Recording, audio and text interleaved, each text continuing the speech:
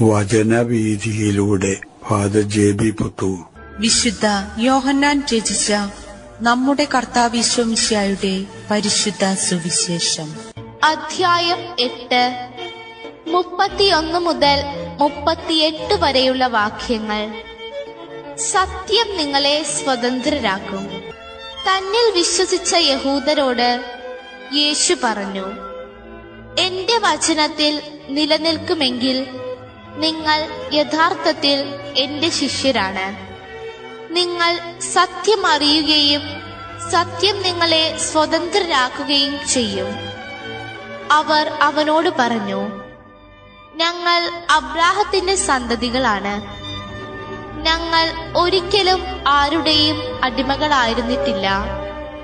പിന്നെ എങ്ങനെയാണ് നിങ്ങൾ സ്വതന്ത്രരാക്കപ്പെടും എന്ന് നീ പറയുന്നത്?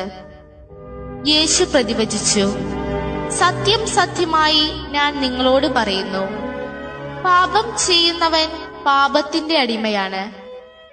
അടിമ എക്കാലവും ഭവനത്തിൽ വസിക്കുന്നില്ല, പുത്രനാകട്ടെ എക്കാലവും വസിക്കുന്നു. അതുകൊണ്ട് പുത്രൻ നിങ്ങളെ സ്വതന്ത്രരാക്കിയാൽ നിങ്ങൾ യഥാർത്ഥത്തിൽ സ്വതന്ത്രരാകും. നിങ്ങൾ അബ്രാഹത്തിന്റെ സന്തതികളാണെന്ന് എനിക്കറിയാം. എന്നിട്ടും നിങ്ങൾ എന്നെ കൊല്ലാൻ ആലോചിക്കുന്നു. കാരണം എന്റെ വചനം നിങ്ങളിൽ വസിക്കുന്നില്ല. എന്റെ പിതാവിന്റെ സന്നിധിയിൽ കണ്ടവയെപ്പറ്റി ഞാൻ സംസാരിക്കുന്നു. നിങ്ങളുടെ പിതാവിൽ നിന്ന് കേട്ടത് നിങ്ങൾ പ്രവർത്തിക്കുന്നു.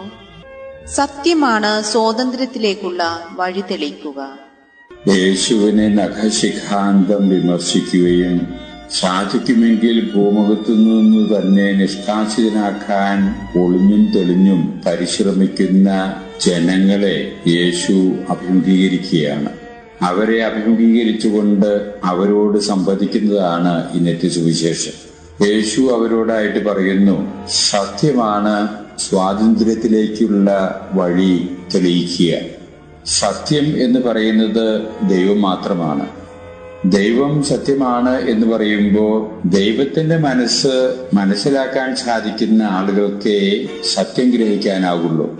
ദൈവത്തിന്റെ മനസ്സ് വചനം മാംസമായി ദൈവത്തിൽ നിന്ന് വന്നവനാണ് ഞാൻ.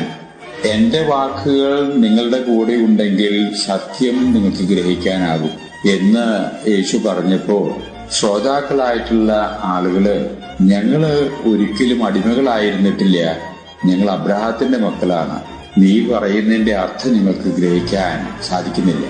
യേശു തുടർന്ന് അവരോടായിട്ട് പറയുന്നു, നിങ്ങൾ അബ്രാഹത്തിന്റെ മക്കളാണ് എന്ന് എനിക്കറിയാം.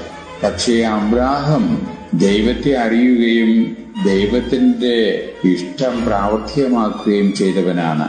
നിങ്ങൾ അബ്രാഹത്തിന്റെ മക്കളായിരുന്നുവെങ്കിൽ അബ്രാഹത്തിന്റെ മക്കൾ എന്ന രീതിയിൽ നിങ്ങൾ പെരുമാറണം. മറിച്ച് ഇന്ന് നിങ്ങൾ ആയിരിക്കുന്നത് നിങ്ങളുടെ സ്വാർത്ഥ ചിന്തയുടെയും നിക്ഷിപ്ത താല്പര്യങ്ങളുടെയും തടവറയിൽ നിങ്ങൾ അന്ധരായിരിക്കുന്നു.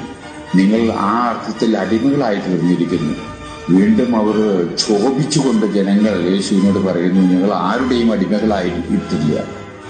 യേശു പറയുന്നു, ഞാൻ നിങ്ങളോട് പറയുന്നത് സത്യമാണ്.